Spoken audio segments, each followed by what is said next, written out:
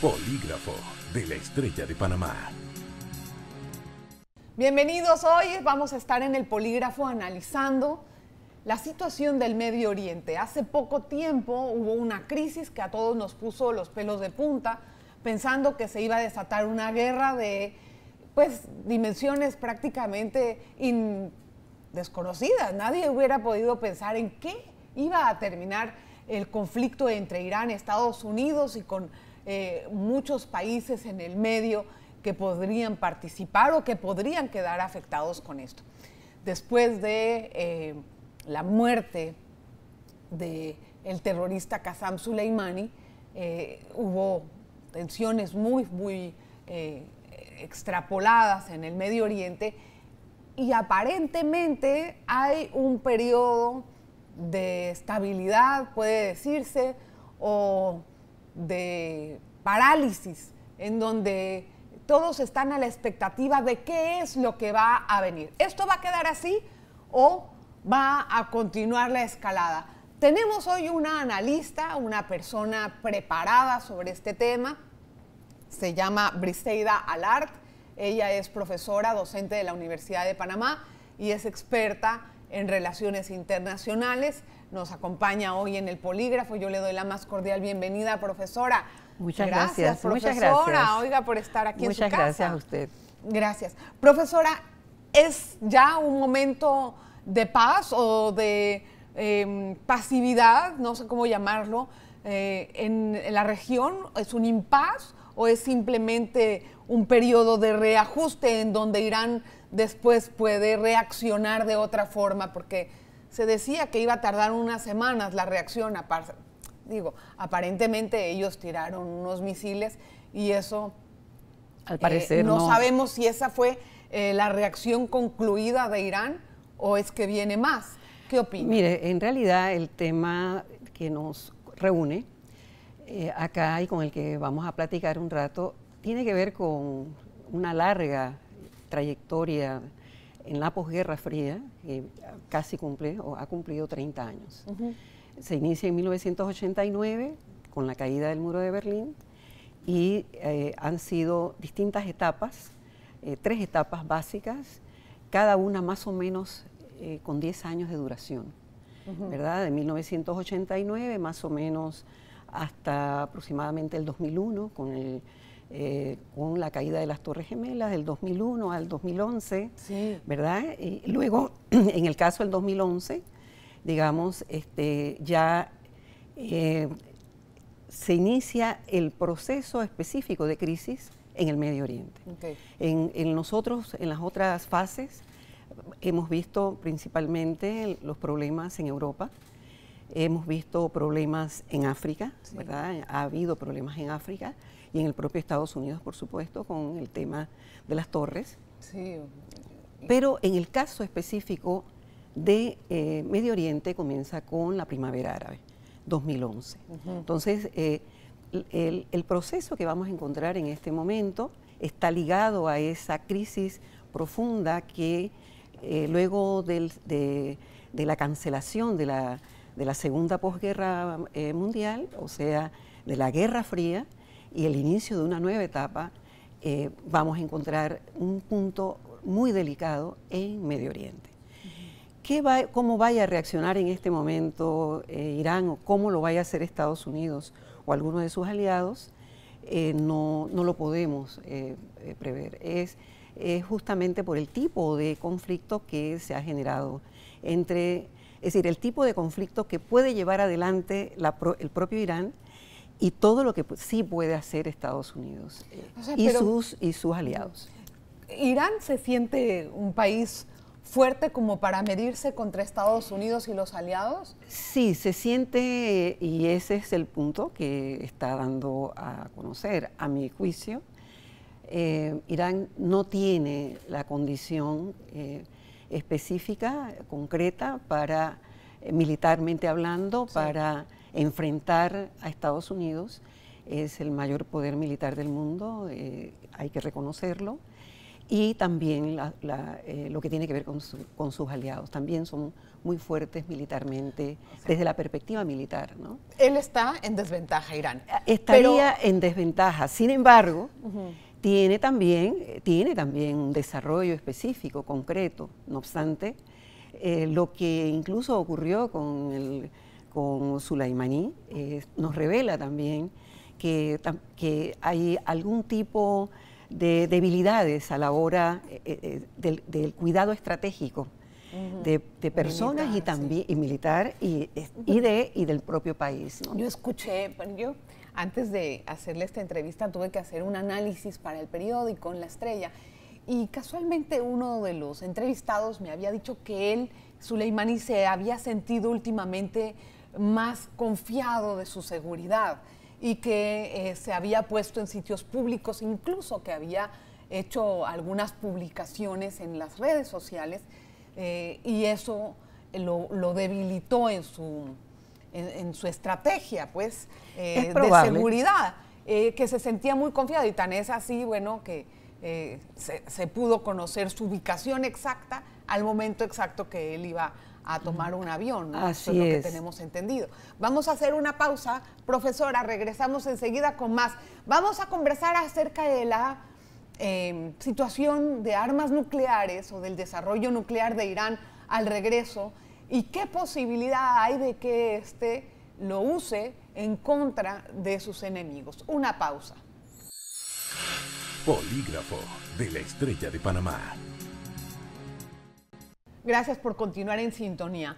Profesora, hay un gran debate acerca de si Irán tiene armas nucleares o no las ha desarrollado con el programa nuclear que él tiene desarrollando. Se ha hablado acerca del grado, del porcentaje, de la producción nuclear, que si llega a 20% es para hacer armas o que si llega a 3 es para hacer otro tipo de acciones pacíficas o de actividades, que se usa para actividades pacíficas. La pregunta real que todo el mundo quiere saber es si ellos tienen armas nucleares o no. Hasta ahora no hay nada preciso en torno a si Irán tiene o no armas nucleares. Hay sospechas que tiene, hay señalamientos específicos, sobre todo de Israel y de Estados Unidos, que Irán las tiene. Es probable que esta nueva situación que ha generado la crisis, el punto de crisis que hemos vivido en estas últimas semanas, sí haga que podamos conocer un poco más en torno a la situación nuclear, del desarrollo nuclear de Irán. Es importante tener claro de que las sanciones generaron limitaciones serias para Irán. Sí, pues, ¿se habrán cumplido? Esa es la pregunta. Se han cumplido. Parte de ellas, y casi digamos lo sustancial de estas sanciones, se han cumplido. ¿Sí? Parte de las circunstancias que tienen que ver probablemente con el asesinato de Soleimani tiene que ver probablemente con algún punto que tenga que roce el tema nuclear. Es muy probable que a lo mejor estuviera un desarrollo diferente con la presencia de Soleimani y su gran importancia dentro del esquema militar. Del ejército. Acuérdese que sí, él era correctamente. Prácticamente el que reclutaba. Sí, era clave dentro de la estrategia militar de propagación de Irán, de claro. ellos. Ahora, en este momento hay una situación con respecto al pacto nuclear que tiene Irán y a lo que vigila la Unión Europea, los países aliados, pero que Estados Unidos se salió del pacto. Entonces, al ellos salirse, dice Irán, si él se sale del pacto, yo no tengo por qué cumplirlo. Y ahorita mismo hay un gran debate porque Alemania, Francia e Inglaterra están haciendo presión a Irán para que se ajuste a nuevas restricciones. Irán está inconforme con las nuevas reglas. ¿Qué va a pasar? Mire, va a ser exactamente lo que estamos viviendo ahora.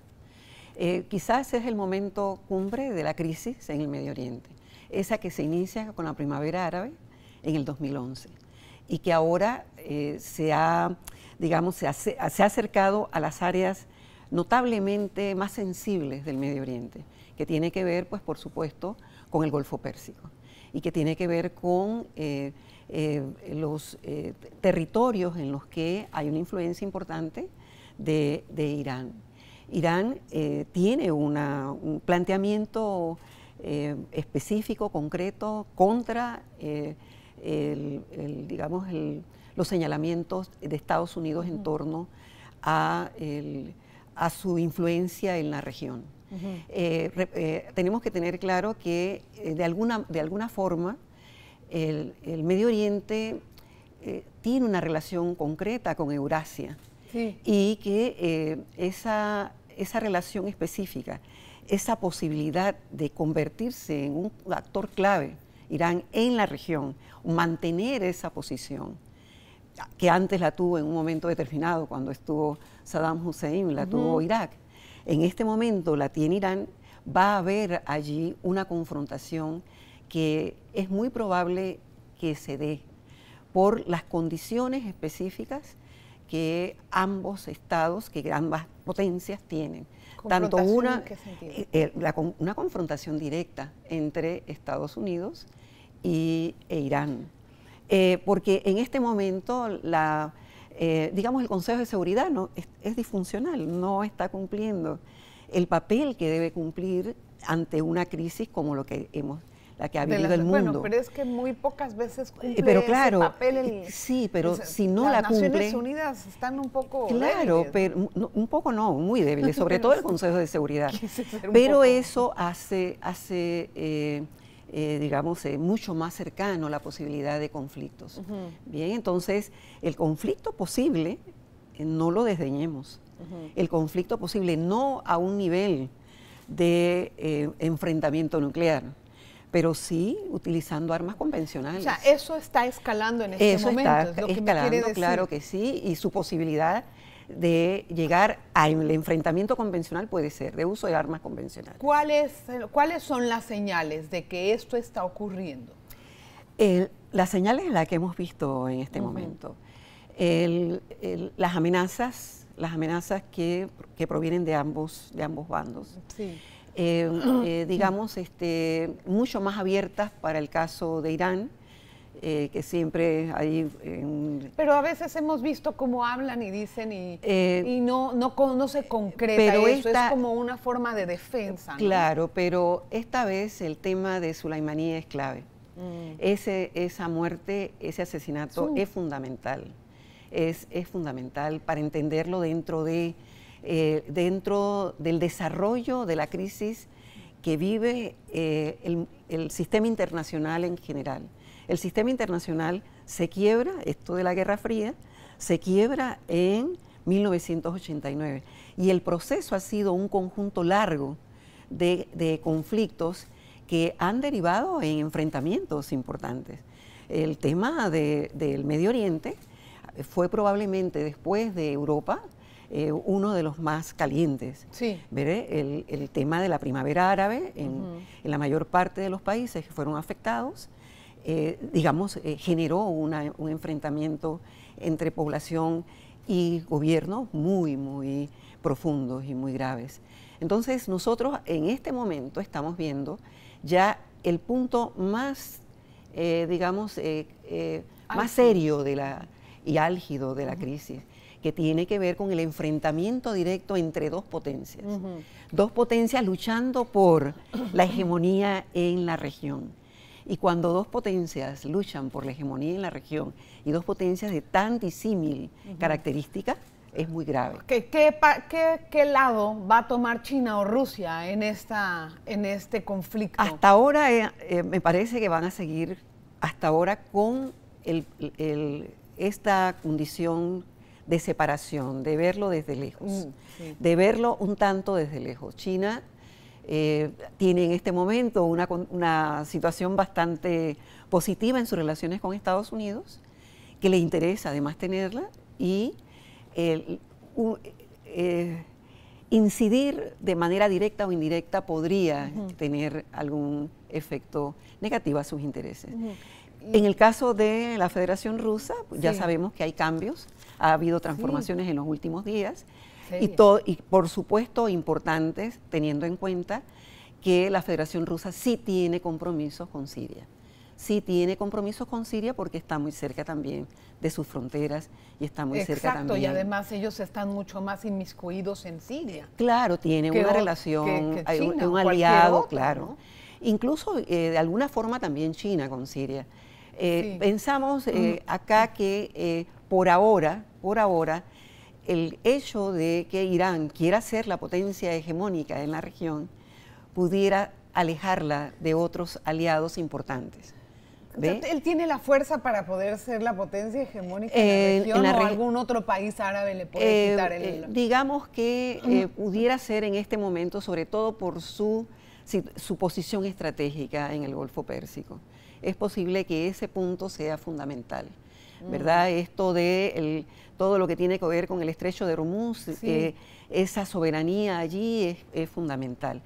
El desarrollo iraní también no es desdeñable. Claro. Y no sabemos cuáles son también sus características, las condiciones de, digamos, de su defensa. Okay. No tenemos todavía esa... Nadie tiene bien claro, aunque ha demostrado que tiene misiles. Claro, pero parecieron... Que tienen una buena... Pero la demostración que se hizo me parece que no lo dejó bien parado a Irán, ¿no? ¿No lo habrá hecho adrede así? Es probable, no pero justamente siempre nos llama la atención en general no todos los países árabes, pero la mayor parte de los países árabes, llama la atención que haya mucha amenaza. Siempre es así. Ahora, esos misiles... La noticia que se dio internamente es que habían acabado con la vida de muchos norteamericanos, lo cual no fue así. Entonces, al menos hay dos versiones de lo que pasó, como para convencer al pueblo de que ellos vengaron la muerte de Soleimani, pero o convencer a la población mundial también, porque yo creo que no solamente está ligado al pueblo, su pueblo va a creerlo independientemente de que se den números o no. Yo pienso que básicamente es una información para todos, para todo el mundo. Para el mundo. Vamos a hacer una segunda pausa. Regresamos enseguida con más temas de estos. Conoceremos la influencia de Irán en Latinoamérica. ¿Con qué países se puede ver una injerencia, bueno, política realmente, no de otra forma, o de poder distribuir las fuerzas de los proxies? Los proxies son los grupos que se puede decir como agentes, ¿no?, de esta revolución iraní o de Hezbollah o de Hamas también. Una pausa. Polígrafo de la Estrella de Panamá. Gracias por continuar en sintonía, profesora. Tenemos algunas otras preguntitas y bueno, vamos a ver si nos va a dar tiempo de alcanzar todo. Vamos a ver. Irán y la influencia de ese país en Latinoamérica. Se ha visto una relación mucho más estrecha de Irán con Venezuela, por ejemplo, que con cualquier otro país, con Argentina también. Entonces, ¿para qué puede usar Irán a Venezuela en este conflicto? No me parece que va por ahí una relación militar con Venezuela. No. Me parece que han tenido una relación, digamos, conveniente ambos en términos comerciales, en términos culturales, en términos, en general, pacíficos. El conflicto, por supuesto, que va a generar algún tipo de solidaridad de Venezuela con Irán, pero utilizar a Venezuela para este tipo de acciones en el continente no me parece. No creo que sean acciones bélicas, pero sí tal vez como un refugio para todas esas, para algunas células terroristas. No me parece, no me parece. Creo, y estoy, bueno, de acuerdo a lo que conozco de las circunstancias venezolanas, que su condición y su relación es una relación estrictamente conveniente a ambos sin llegar al punto militar de un apoyo a ese nivel. Eso me parece. Ahora, profesora, ¿realmente los países de los aliados le creen a Irán de que usa el desarrollo nuclear para fines pacíficos? Sí, es probable que cuando hay aliados, sí, que digamos, hasta ahora los países aliados de Irán han señalado y han establecido digamos que es cierto lo que plantea Irán en torno a su propio desarrollo nuclear, que esto es cierto, esto hasta ahora han sido los señalamientos que han hecho los aliados de Irán. Por supuesto pero obviamente los aliados no van a decir otra cosa. Por supuesto, por eso ¿La inteligencia qué dice? La inteligencia sobre todo está principalmente del lado, o lo que llegamos a saber está del lado de Estados Unidos. Y en el caso de Estados Unidos no hay nada dicho con certeza, pero sí señalamientos en torno a un avance en esto, en armas nucleares. De acuerdo a Estados Unidos, y por supuesto también algunos países europeos. Vimos a un Trump en un momento muy agresivo cuando le mandaron los misiles, pero como que a las horas, cuando iba a hacer el anuncio en la Casa Blanca al mediodía del día siguiente, él se contuvo, él se calmó, como que algo tuvo que haber ocurrido ahí para que las aguas se calmen. No sé qué pudo haber sido. Me parece que es la propia circunstancia que de alguna forma, recuerde que no era una base propiamente norteamericana, sí. Era una base iraquí, claro, en la que por supuesto la mayor parte son iraquíes. Claro, y que en cuanto esto inició, me imagino que creo que por allí lo leí en alguna parte, hubo también señalamientos de parte y órdenes de no hacer frente, de llegar a resguardarse. Podría ser algo un poco más difícil. Claro. Podría haber sido una escalada fuerte si se reaccionaba de inmediato a esa respuesta. Pienso que si hubiera sido un ataque a una base estadounidense, ya era otra cosa. El hecho de lanzarla en Irak eso transformó la situación. Bueno, pues pero están igualmente ahí las bases norteamericanas, o sea, los soldados norteamericanos. Sí lo tienen portaaviones cerca. Sí lo están, pero no fue nada para ningún portaaviones. Todo estuvo ligado a ese lugar específico. ¿Cuál va a ser el futuro del pacto de enriquecimiento nuclear en Irán? Me parece que está liquidado, no me parece que va a subsistir a esta situación de crisis tan seria, porque justamente, como usted lo señalaba antes, va a continuar. Esto no para acá. Tiene que haber una acción de Naciones Unidas muy fuerte, muy, digamos, exitosa para suspender, para parar, para liquidar la situación, y no parece que fuera así.